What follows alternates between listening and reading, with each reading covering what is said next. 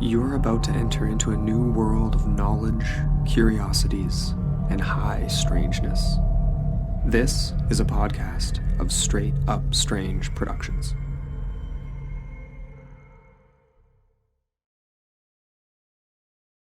Tonight, here there be monsters, lake monsters from Port Henry, New York, and Kelowna, British Columbia. All that and more on Small Town Secrets.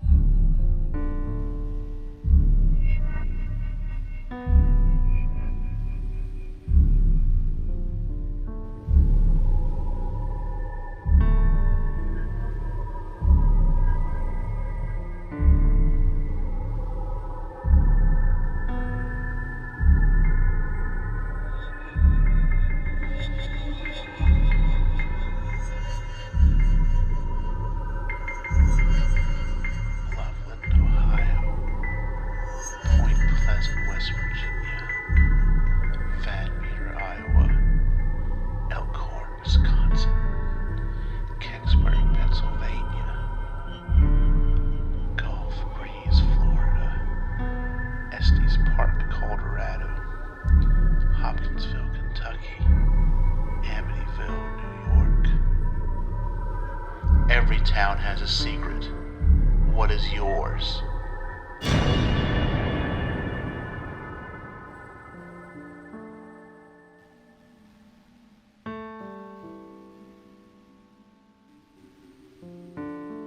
Hello, everyone, and welcome to the 6th episode of the 6th season of Small Town Secrets.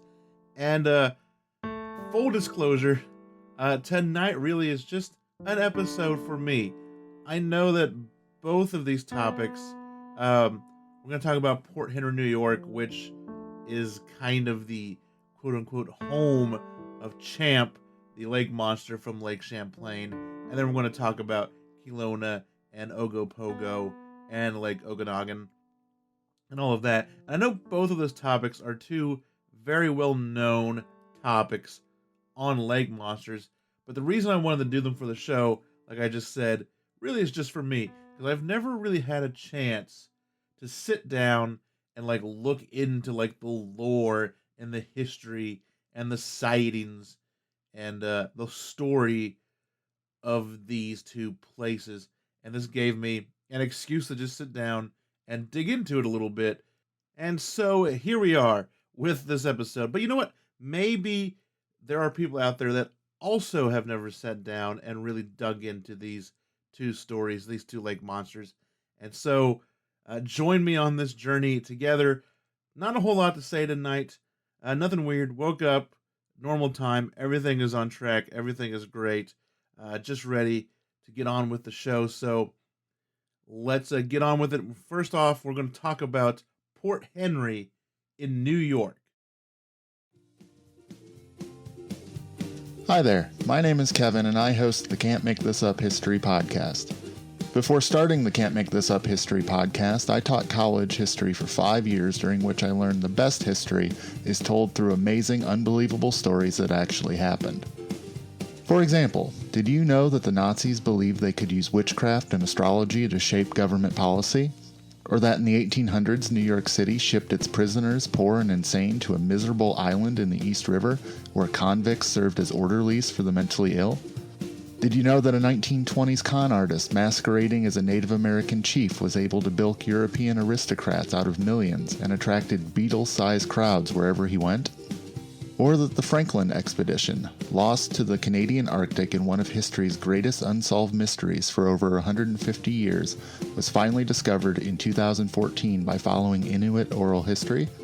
The Can't Make This Up History podcast is dedicated to telling these stories and more through interviews with a wide array of guests, from academic historians to Pulitzer Prize-winning journalists, New episodes of the Can't Make This Up History podcast are available every other Tuesday on iTunes, Apple Podcasts, Stitcher, or wherever you get your podcast.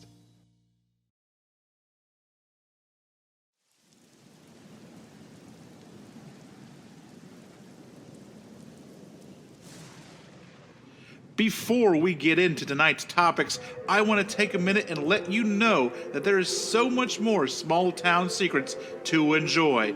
Check out the Patreon. There are $1, $2, and $3 tiers of support with stuff like a shout out on the main show, exclusive buttons and stickers, MP3s to the music I create, also an ad/promo-free version of the main show, as well as STS Backroads, the Patreon-only podcast that comes out in the off weeks, which means you'll get content every week, all in your own RSS feed. There is all of this and more. To sign up, go to patreon.com/STScast or STScast.com and click on the support tab. And now, on with tonight's episode. There are many small towns and cities that border the massive body of water that is Lake Champlain. However, it's the small hamlet of Port Henry that boasts being the home of Champ, the lake's mysterious sea creature. The lake itself is the 6th largest lake in the United States, at 107 miles long and 14 miles wide. It has a depth of 400 feet at its deepest part and has about an average depth of 60 feet across the board. The lake starts in New York, runs all the way through Vermont, and ends up in Quebec up in Canada. Lake Champlain is a remnant of what was once called the Champlain Sea, a body of water which once covered most of the region. The lake is named after French explorer Samuel de Champlain. Lake Champlain has had sightings of unknown creatures below its waters for hundreds, if not thousands of years. Petroglyphs of many local Native American tribes depict what appears to be either a long-necked plesiosaur or more of the traditional sea serpent type of creature. There have been drawings and even a one picture from 1866 of ancient Abenaki petroglyphs that show what appear to be a creature with a long neck and fins. These petroglyphs were lost to time until they were rediscovered by archaeologist Annette Spaulding in 2015. What basically happened was, they were in a cave. These ones were found. And I don't think they were found like at the lake. They were actually found like 60 or 80 miles south of the lake, but it's very much in the same region. There have been rocks on the lake that do have kind of petroglyph rock art on them, but the ones that show the plesiosaur type creature, like I said, they were discovered a little bit south near a river, and I believe, if I'm remembering correctly, the river had a dam built on it, and eventually that like flooded these caves, and you couldn't just get to the petroglyphs anymore, and they finally found them, buried under like a couple of feet of silt and just all sorts of debris. But we had, for a very long time, we had one photograph from 1866 and then a drawing, a lithograph of it, but they did eventually refine them, and they are very interesting to look at. It just goes to show you how long this creature has been seen, has been talked about. In 1809, a newspaper out of New York called the Public Advertiser put out the first published account of a large creature. And really, it literally is just like, I'm going to paraphrase it. It is just like Lake Champlain. There's a monster in the lake of Lake Champlain. Like, it is a sentence. That was the first kind of published acknowledgement of it. But this was followed in 1819 with a story from the Plattsburgh Republican publication. And Plattsburgh is another town that borders Lake Champlain. In this story, the creature was seen by many witnesses near Port Henry. The next notable published sighting was in 1873. the Whitehall Times reported the story of a group of railway workers who sighted a creature with a long neck and sharp teeth. The men were working in the nearby town of Dresden and watched the animal swim by the shore for a quarter of a mile or so before disappearing. A month later, as the story goes, a steamboat was hit by the animal, almost capsizing the boat. It was after these stories that interest started to grow. Many were panicked, but some were intrigued. P.T. Barnum even offered $50,000 for the hide of the creature that had hit the boat. And no one ever found such hide, and no one ever collected $50,000. In 1915, a creature was spotted by a barrage of witnesses in Bulwaga Bay. The creature seemed to be stuck in the shallows of the bay, and Bulwaga Bay is just below Port Henry, and it's where a lot of sightings occurred, especially in the 70s and 80s. If you visit Port Henry, there is a sign that is literally just like Champ sightings, and it's just name and date after name and date of people who have seen and reported seeing Champ over the years. Sightings of Champ would come and go since that 1915 sighting. However, it wouldn't be until 1977 that we would get our first piece of what many consider to be actual evidence of the creature. One summer day in 1977, Sandra Massey, her husband, and their children pulled off the road and parked near the shore of Lake Champlain. They wanted to get out and stretch their feet for a little bit. While the kids played in the water, Sandra looked out upon the massive lake. Her husband went back to the car in order to retrieve the family camera. And while he did, Sandra noticed something break the water's surface. It appeared to be a creature with a long neck. Her husband also saw this creature. He yelled at the kids to get out of the water, and it was then that Sandra took the camera and snapped the now famous picture. The creature then disappeared back under the water. And since then, this photo has been the best documented piece of evidence of the existence of Champ. Sadly, Sandra would pass away in April of 2018.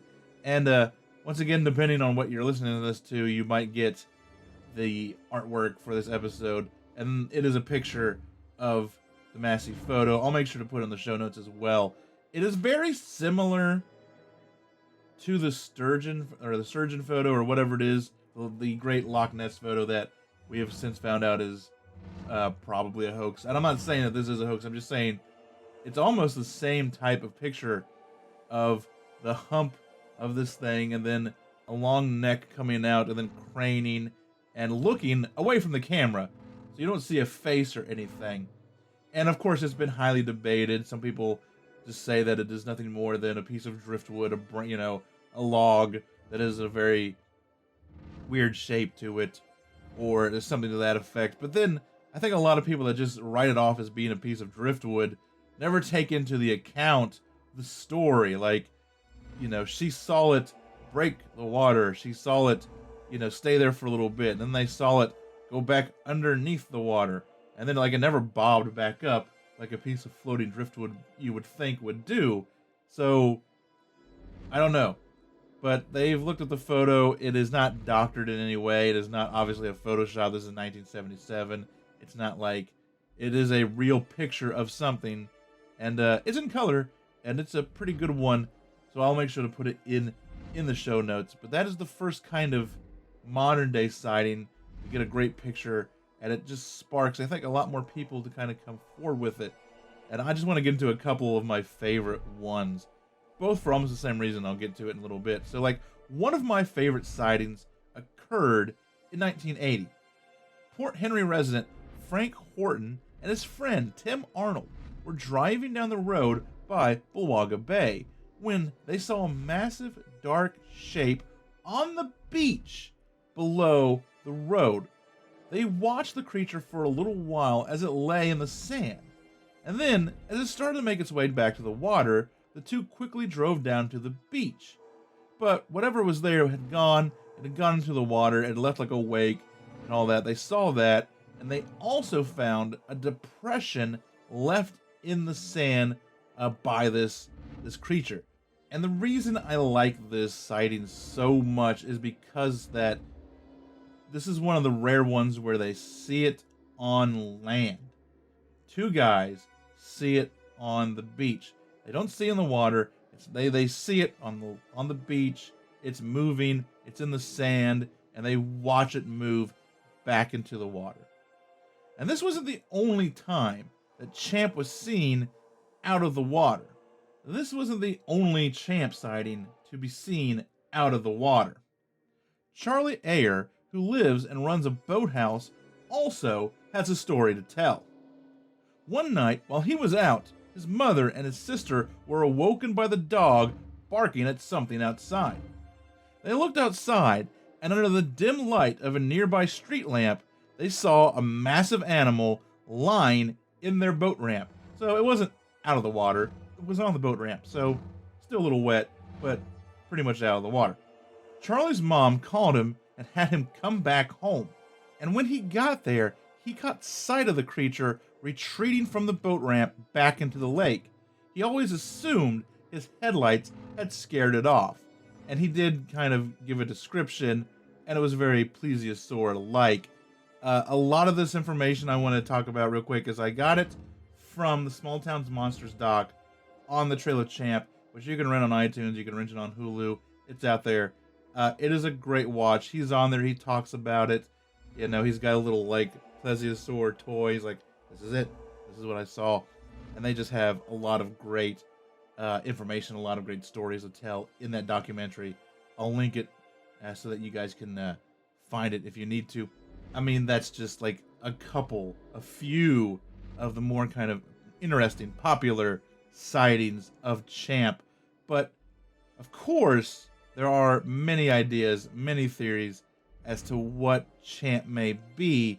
And you probably heard all of these before. You're going to hear them all again. And they almost pertain to every lake monster story that we hear about, such as a large sturgeon. There are plenty of fish in Lake Champlain. A lot of fish that have been there for 100 million years unchanged. The sturgeon is one of them. Is it some sort of large eel? Which I know a lot of people poo-poo, but like, I'd be okay with that, especially if it was like a really, really big eel. Another one that I like is perhaps an unknown and undiscovered species of long-necked turtle. Of course, is it a plesiosaur from a family that never died out, somehow had gotten trapped in the lake and survived, or finds ways in and out of the lake through other like waterways or maybe an underground cave? Some of that. Or of course, is it just misidentified animals and tree branches? But is it even possible for such a large animal to live in the area? There is some evidence to support this. In 1849, the skeleton of a beluga whale was discovered by, once again, railway workers. The 12-foot skeleton of the whale now resides in the Perkins Museum and is known as the Charlotte whale, so named because it was found in Charlotte, Vermont, which also borders the lake on the Vermont side. Of course, this skeleton is most likely left over from when Lake Champlain was the Champlain Sea, but still it begs the question, could something that large still be lurking around?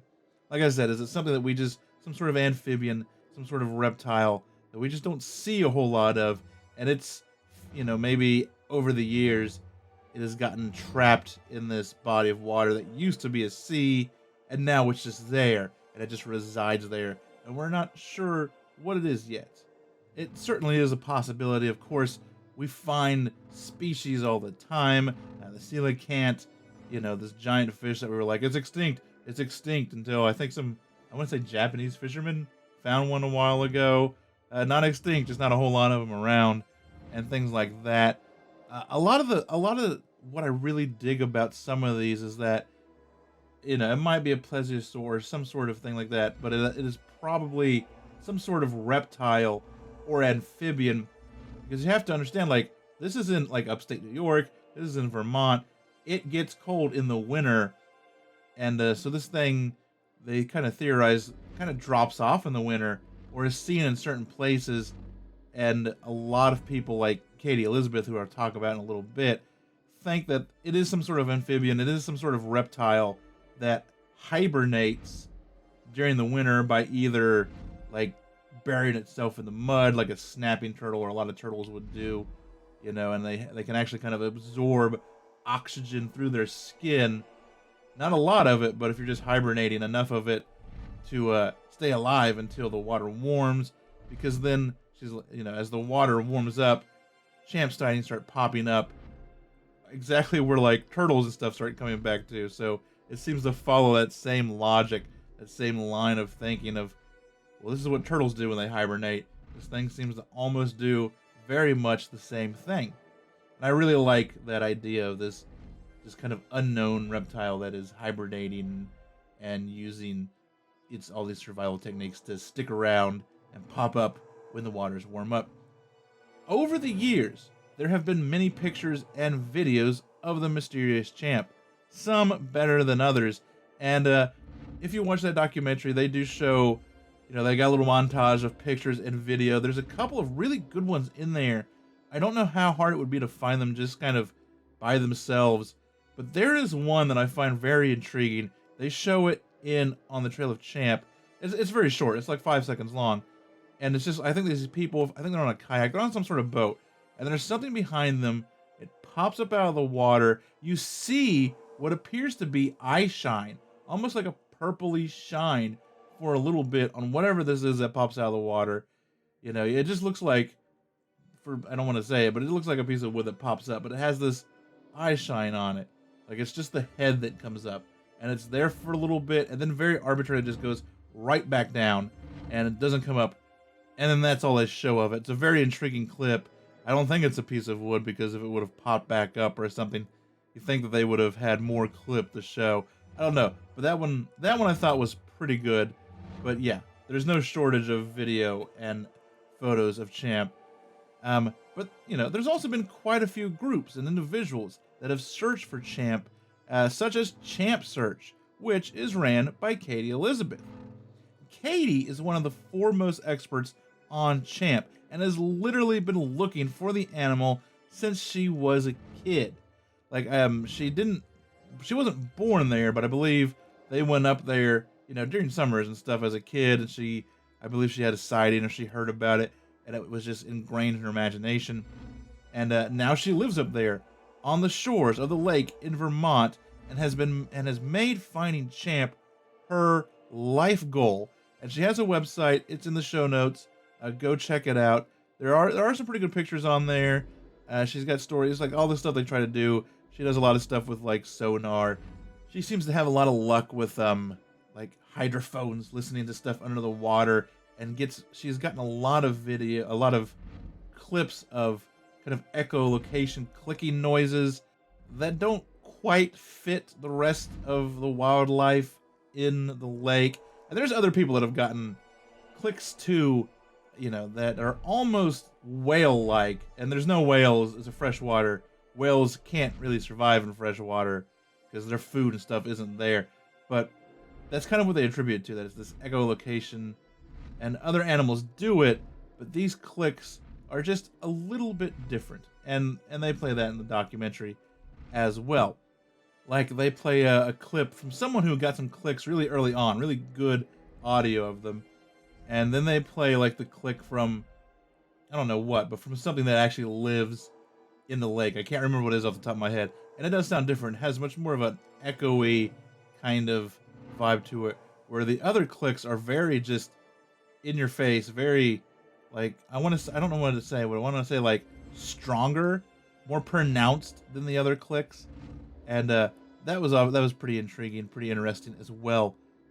It's a pretty good talk. Check it out. Check it out if you get a chance.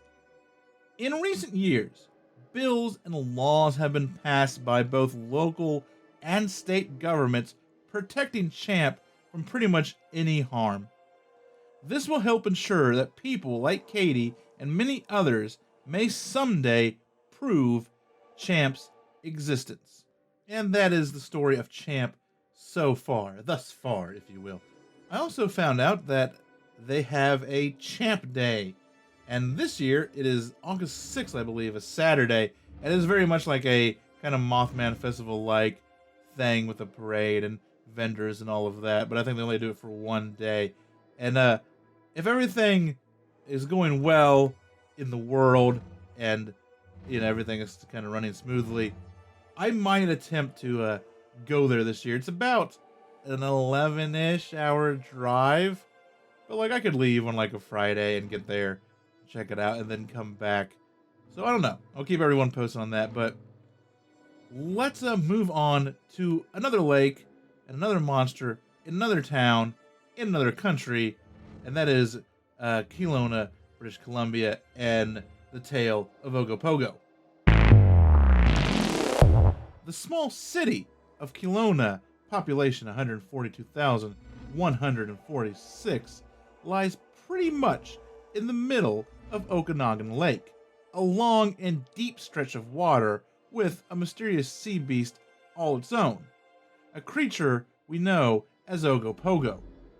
Okanagan Lake, or Lake Okanagan, may not be as large as Lake Champlain, 84 miles long and about 3 miles wide, but it is much deeper. Its deepest point being 761 feet, with an average overall depth of 249 feet. And like I said before, Lake Champlain's average depth is only 60. It just has a couple of deep points here and there. However, much like Lake Champlain, sightings and stories of the creature have been circulating for hundreds of years. As far back as the early 1700s, the local native tribe, the Sayelks, spoke of a creature they called Nahatik, which means sacred spirit of the waters. They would bring the creature an offering of tobacco or salmon in order to acknowledge all the blessings they got from those very waters. Even though they say the water spirit can take the form of a serpent with antlers, the Sayelks also say that the spirit can turn into the very water itself. The lake creature was known as Nahatik for many years, until about 1929 or so, when a song written by a former reporter named Ronald Kenvin came up, and he wrote a little passage about it, and in that passage he named Ogopogo.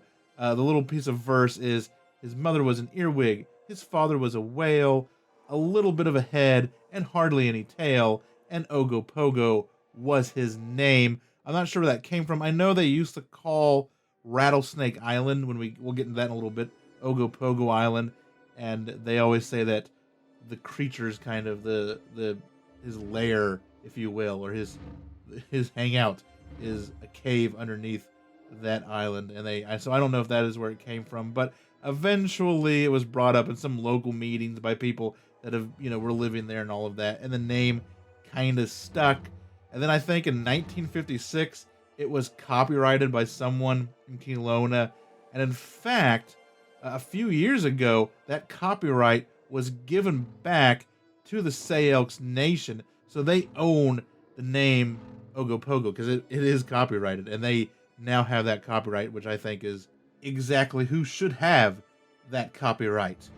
The animal has been described as more of a snake-like being, usually seen with various humps kind of breaking the water, and then a little head up front. Sometimes they say that it does have antlers, people have seen that, or some sort of nodule things on top of its head. Kind of the obligatory sea creature avatar that you see all the time, that humps coming out of the water, and then kind of a ram-like head or a sheep-like head.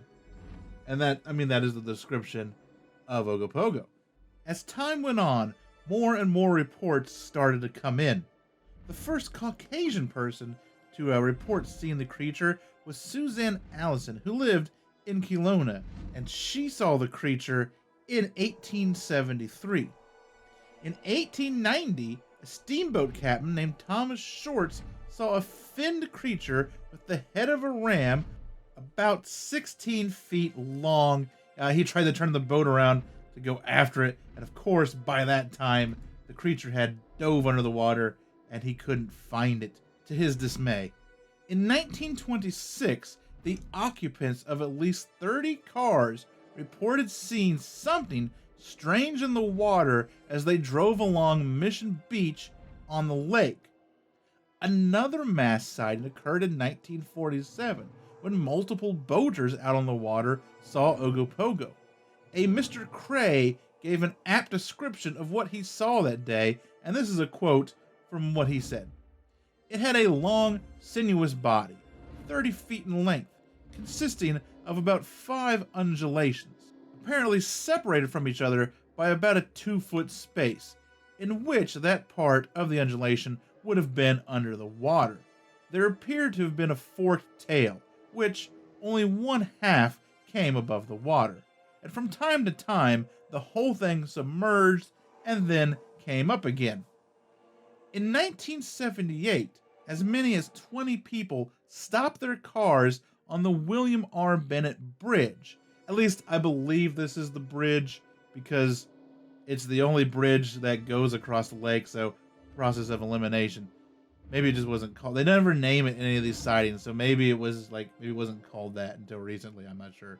But this bridge links Kelowna, which is on the east side of the lake, to West Kelowna, which is on, well, the west side of the lake. All of them gathered on the side of the bridge to watch a large serpent-like creature with a small head swim towards said bridge. The head was followed by 3 humps. Eventually, the creature submerged itself and continued on underwater, leaving a sizable wake behind. One of those people who raced out of their cars to see Ogopogo was Bill Stuklek, who became enamored with the beast and vowed one day to search for it. And in 2000, he would get his chance. Bill and some colleagues had got together and they had restored and modified a 50-foot houseboat in order to search for Ogopogo. Their first expedition, which was in the summer of 2000, and was centered around Rattlesnake Island. And like I said, this is where many say Ogopogo lives. There is a steep drop-off in depth around that island, and there are many underwater tunnels, a perfect place for a serpentine creature to hide. The team captured some rather interesting sonar images. They captured a large mass on sonar, moving fast, about 15 feet in length. Whatever it was captured at a depth of 7.5 meters. They caught it on sonar for around a minute before it dipped out of range. In 2001, Bill and his team went back to Rattlesnake Island, and they also checked out some sightings 3 miles north of Kelowna, where more recent sightings had been reported. They got some more interesting sonar hits, but not quite as strong as what they caught the year before. Over the years, Bill and his team, dubbed the Legend Hunters, have been featured on many documentaries and many TV shows. I think he's been on Monster Quest and all of those. And he still to this day continues to help report sightings and keep tabs on Ogopogo. Over the years, the sightings have slowed, but there are still a few reported every year or so. And it seems, just like Champ, that Ogopogo may still be out there. And of course, I didn't get into what Ogopogo may or may not be, because like I said, it's the same thing from that it always is, right? It's nothing. It might be wind currents. It might be a log. A lot of people say. I will say that I think I did hear about this on something a while back. Loch Ness suffers from this as well, and I'm not saying that this is all of the sightings, all of the reports, because a lot of people, including a bunch, it seems that when people see Ogopogo, it seems like it's always seen a lot by multiple people. I mean, I linked a great little website called Ogopogo Quest in the show notes, and that's where I got a lot of information about Bill and some of the sightings. And they do have a lot of sightings listed throughout the years. Very simplistic ones. Just a couple of them are paragraphs and very in depth and have some pictures and stuff. But a lot of them are just, such and such saw this here at this date.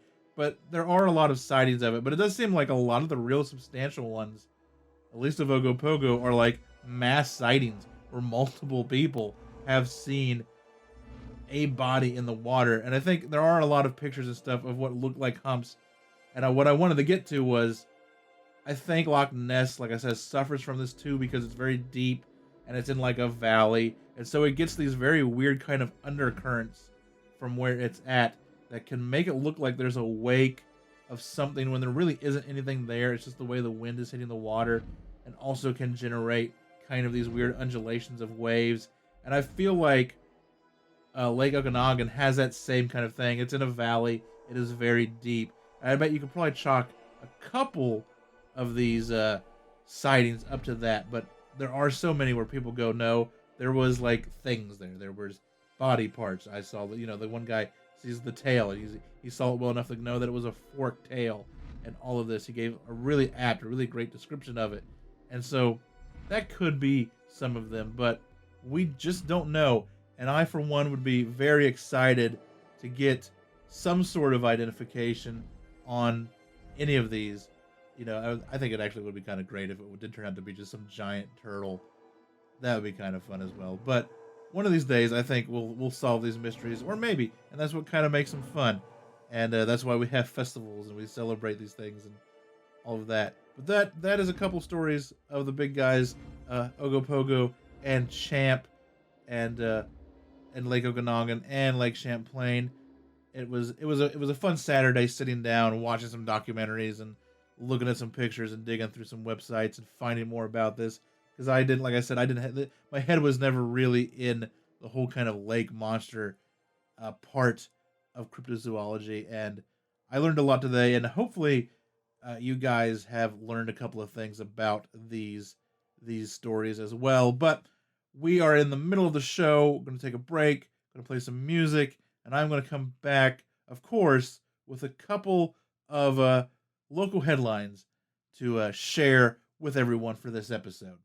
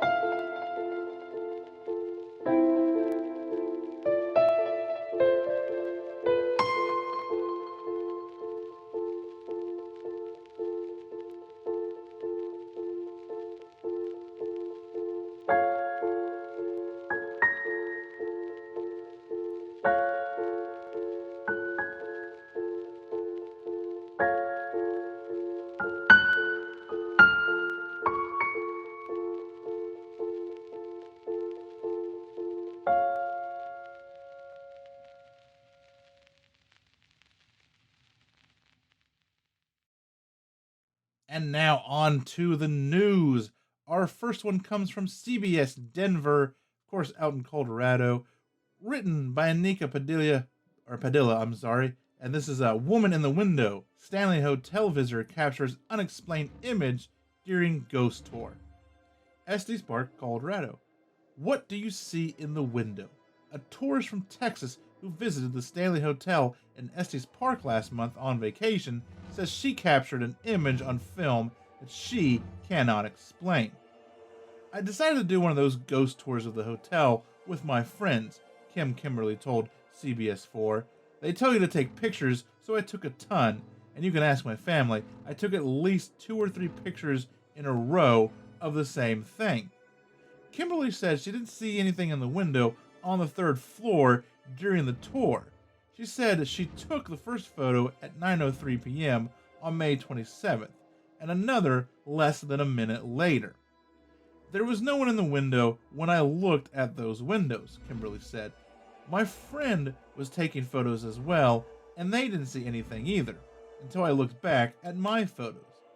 Kimberly said she thinks the image looks like a woman or a girl. Some people are saying curtains. The curtains are the exact same in every window. They are all see-through, she stated. And if it was the curtains, what is the dark area that looks like hair and a skin tone color? That can't be a shadow. If it was a mannequin, I would have seen it while taking the photo, and the others would have gotten it on their camera as well, she stated. Besides, I took a photo at 9:03 and 9:04, and it's there in one and not in the other. Kimberly responded to claims from critics that the image looks photoshopped. And that's not the case, she stated. I have no idea how that even works. CBS4 reached out to representatives from the Stanley Hotel and asked them to respond to Kimberly's images and assertions. They offered no explanation. We respectfully decline to comment on the photo, Christina Roosh, the marketing manager for the Stanley Hotel, stated in response to CBS4. The Stanley offers a folklore night tour. This evening tour takes you to the darkened spaces and introduces you to the active phenomena and tells the tales of the spirited folklore surrounding the 100-plus-year-old hotel, the website states, and perfect for those interested in the paranormal tales surrounding the Stanley. Each tour offers you opportunities to explore, ask questions, and perhaps leave a few stories of your own, the website states. Kimberly said the unexplained image definitely made the vacation interesting. I don't know if I could ever stay the night in that room because it is a creepy photo, she told CBS4. And it is, at first, I was like, what we were seeing are curtains and like a piece of the flag. There are American flags in front of the photo of the window that this entity is in. If you look at it, there's a couple of little different versions of the photo. It's taken at the front of the hotel. So if you're standing looking at the hotel, it's on the left side. It's on the 3rd floor. So it's actually above room 217, the infamous, Stephen King hotel where the boiler blew up and the thing fell through and all of that. So when I stayed there, I stayed on the 2nd floor on the right side. And so I kind of know where it is. I know where we're at here.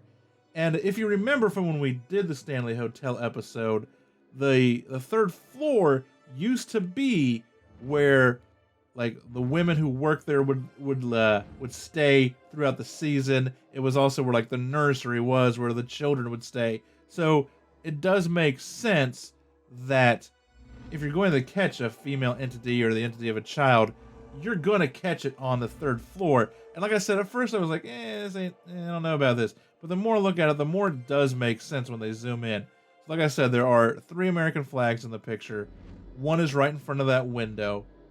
And it doesn't work. It doesn't look like the other curtains at all. You can really make out a dress. You can make out, I even see what might be an arm here. And there are 2 distinct colored tones of where a head would be. So it doesn't scream a shadow to me. There's definitely a brown, tone of hair, and then you can almost see eyes. You can almost see, it is a very intriguing picture. It does fit with the stories. Link in the show notes. Check this one out. This is a pretty good ghost photo. Getting a lot of good ghost photos this year. We had this one. We had those weird feet from Waverly Hills a couple of weeks ago. But I like this one. I always like a good Stanley Hotel ghost. It's one of my favorite places. The next one is from the Bucks Free Press. This came out on the 17th of June. This was written by Shrufi Sev Trevedi, which I probably mispronounced, I'm sorry. But this is strange white light spotted in Chalfont, St. Peter, which I believe this is in England, with a huge crop circle also discovered in a nearby field. A strange white light was spotted in Bucks Village overnight with a huge crop circle discovered by residents in a nearby field this morning. Martin Holt, who lives in Leicester's Close, Chalfont, St. Peter, told the Bucks Free Press he was awoken around 1 a.m. from a bright light coming from outside. He said, "I first thought it was a security light or the moon. There was no sound, so I thought I would investigate. I opened one of the windows in my bedroom, looked outside, and I could see the light. It was pure, bright white. It was a great dome of light. That's the only way I can describe it. It was perfectly white, like an opaque bulb. The dome was about 150 feet wide and around 30 feet tall. Absolutely enormous. Mr. Holt said he continued to listen out for any sounds, but did not hear anything and fell back asleep. In the morning, he went to vote and on his way back, met a neighbor and asked her if she had seen anything. He said she hadn't seen so I told her what I saw, and she said, let's go take a look in the field. When the pair got to the nearby field, Mr. Holt said they saw a huge crop circle about 150 feet wide and 50 or 60 feet the other way in the middle of it. He added, all the grass is flat, but the weeds are standing upright and the tops of the trees further down on Mumford's Lane are burnt. It's very strange. I can't say it was a UFO because it wasn't flying, but it was definitely an unidentified object or light. And there is a picture on the website of the crop circle. It is more of a crop ring, it kind of looks like. So it's like there's, in the middle, everything is still poking back up and everything, and then around it, there is a ring of laid down grass. Kind of an interesting story. I've never really heard of I guess I have. I've heard of crop circles with kind of little pin lights going through them that people kind of suspect might make the crop circle. Or it's just a huge dome of light. That is something that you don't hear about a whole lot. And our last story is from theguardian.com out in California. This one written by Cody Nielsen, and the headline is, California's drought has helped solve the mystery of a 1965 plane crash. California's crushing drought may have helped to uncover the remains of a plane crash from 56 years ago. Last week, a local underwater surveying company was testing equipment at Folsom Lake, about 30 miles northeast of Sacramento, when sonar revealed something unexpected. Upon further inspection, workers with seafloor systems found the mystery object was an airplane in one of the lake's deepest points. We could see the fuselage here. We could see the right wing. We could see the tail, Josh Tamplin, the company's CEO, told KRON4 TV. The plane seafloor technicians found appeared to resemble that of one that was lost, but their image didn't quite capture an aircraft number or a look inside the cabin, the TV station reports. While it's unclear exactly what plane was found, many local news outlets suspect it's a Piper Comanche 250 that crashed into the water near Folsom Dam on New Year's Day in 1965 after a mid-air collision. So far, only the body of the plane's pilot has been recovered, CBS Sacramento reports. The plane and its 3 passengers have long been missing. This potential discovery of the decades-old wreck was made possible by historically low water levels in Folsom Lake, which this year received just a pittance of the snowpack that typically flows from the Sierra Nevadas. Previous efforts to locate the missing plane have been unsuccessful. During California's last drought in 2014, dive teams and a couple with a sonar boat tried taking advantage of the historically low water levels on Folsom Lake to look for the wreckage. However, the low lake levels made the water extra silty, complicating the search, local TV reported at the time. They found nothing from the crash. It may turn out that this year's inadvertent discovery was more fruitful. Local sheriff's office are expected to meet with seafloor workers next week to discuss options for retrieving what they found. Frank Wilcox, whose brother was on board, looked for the plane and his brother's body until he died 2 years ago, according to CBS Sacramento. For the victim's surviving family members, finding the plane may offer some closure on the tragedy. I think it's amazing that after all this time, Seafloor's Tyler Atkinson told KRN4, there's been a lot of research and a lot of effort put into finding this for the family and also to retrieve it, but no one has been down there. Across California, the climate crisis has caused such severe dryness this year that Governor Gavin Newsom has declared a drought emergency in 41 of the state's 58 counties, including the 3 counties that encompass Folsom Lake, Pacer, El Dorado, and Sacramento. Earlier this year, Folsom's lake bed was dry, docks offering nothing but parched ground for boaters. The lake, which is actually a reservoir on the American River, is just 35% of its storage capacity and holds less than half of its 15-year average, according to the Bureau of Reclamation. The desert like seen today on Folsom's Lake shouldn't come as a surprise, though. The U.S. Drought Monitor lists the area around the lake as being in an extreme or exceptional drought, the monitor's 2 driest conditions. And that has been this episode's edition of our local headlines. And they're all in the show notes. You can all check them out. You can read them. No picture of the plane here. I guess maybe they don't have a picture of it. There is a picture of the very dry lake. Literally a picture of like a Jeep driving through what apparently is very shallow water onto some land that has been exposed. But yeah, so that is what we have going on out there right now. But that is it. That has been the local headlines, like I said. And now I have just one little small town secret to share coming up next. And this is a story from Reddit from user Saber1918. They gave me permission to use this like a long time ago, but I kind of didn't check Reddit for a while, and so I just kind of had this one laying around. I have to scrounge some more together. I've got a few interviews, I think, coming up for the kind of later half of this season, and we'll get some more small town secrets and stuff going. But right now, just this one little story, which I really dug, and that's why I wanted to use it. So this is what Saber has to say.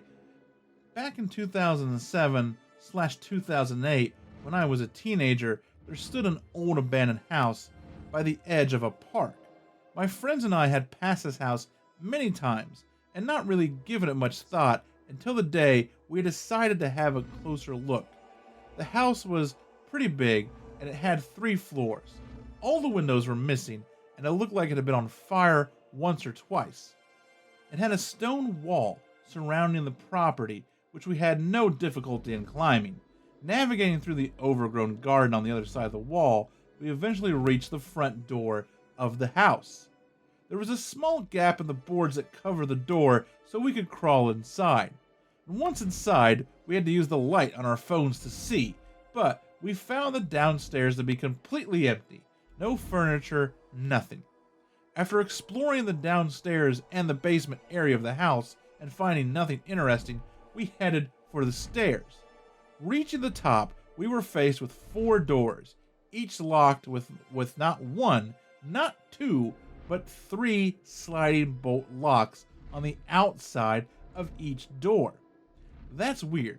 Why would these doors need to be locked so securely from the outside, we thought, as we started unlocking one of the doors.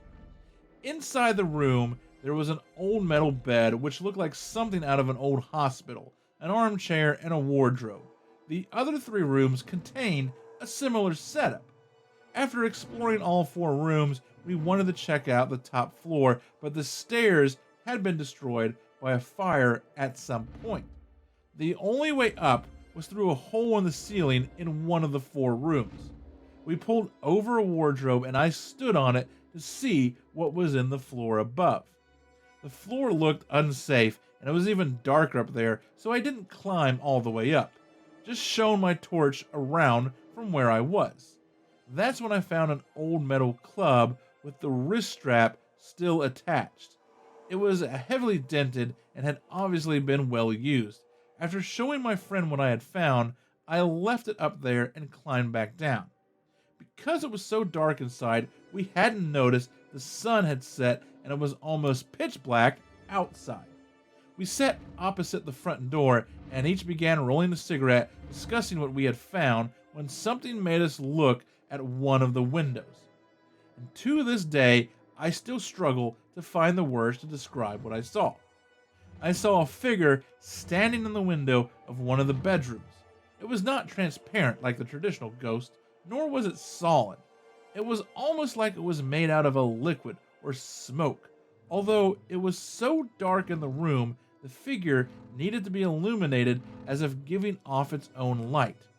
Despite its hazy appearance, I could make out that it was wearing a white doctor's coat with a name tag on the left breast pocket. The face was too distorted to make out any features, but I could see 2 large, black eyes staring back at me. I sat there completely frozen to the spot, trying to comprehend what I was looking at. It could have been seconds, but it felt like hours. Suddenly, I regained control of myself, and without saying a single word, I jumped up and sprinted for the wall. As I was running, I was wondering to myself whether I had really seen it or not. At this point, my friend, who was a faster runner than me, overtook me and continued running up the road. Eventually, I caught up with him and asked him why he had been running. What he said next has haunted me ever since. In quotation marks, I saw a doctor in the window. And I really dug that story. Like, just having like the urban exploration of it, part of it, just going in there and seeing some sort of what did appear to be like a weird kind of doctor setup would have been enough. But then just the whole ghost sighting, and that they both saw it and they both ran away from it for the same reason. The same reason. It was a really great story. Really dug it, and that's why I wanted to share it on the show. Short and sweet, but that has been this episode's edition of Your Small Town Secrets. And that is a wrap on episode 6.06. Of course, if you have a story to share, I would love to hear it. I would love to get it on the show. The best way to get it to me is to go to stscast.com, scroll down to the bottom of the main page there, and there is an email form that you can fill out, and you can send me your story, your article of your small town secret, your small town legend, your Bigfoot sighting, your UFO sighting, your ghost story, a true crime, whatever it may be. We can get it on the show. While you're there, check out everything else on the site. We have show notes for every episode, links to the sources that I use, some pictures. All of that is on there. You can also find ways to support the show, such as links to the Patreon, links to merch. Grab yourself a t-shirt, grab a coffee mug, grab a sticker. All that stuff is there. You can also find me on social media. Twitter and Facebook are both at STScast, and Instagram is at stscast.gram. So you can reach out to me on there if you have a story, or if you just want to say what's up or whatnot. That is where I can be found on social media. I want to thank everyone for listening and continuing to listen. It means the world to me. And I haven't said this in a while, but if you guys get a chance, please leave a 5-star rating or a review on iTunes or your podcatcher of choice. Really helps the show grow and get noticed by more and more people. I noticed last week that we've broken 50 ratings on iTunes. And I think when you do that, or at least that used to be the case, I don't know if they changed it, you get a little bump in the iTunes algorithm once you break 50 ratings. So I have noticed a little bit of a jump because of that. So that's been great. So just, leave a rating and review if you can, and tell a friend. Like I say it all the time. If everyone that listens to the show can get one more person to listen to the show, then we double the audience automatically. And that's it. That's all I've got. If you are on Patreon, there is more lake monster goodness to be had as we talk about the terrifying, the scary, the ridiculous, quite frankly, lake alkali monster in Nebraska. That's right, Nebraska, where just the best lake monsters can be found. That's the story we're going to get into on the Backroads episode on the Patreon. So that's what you guys had to look forward to. Until next week, remember, every town has a secret.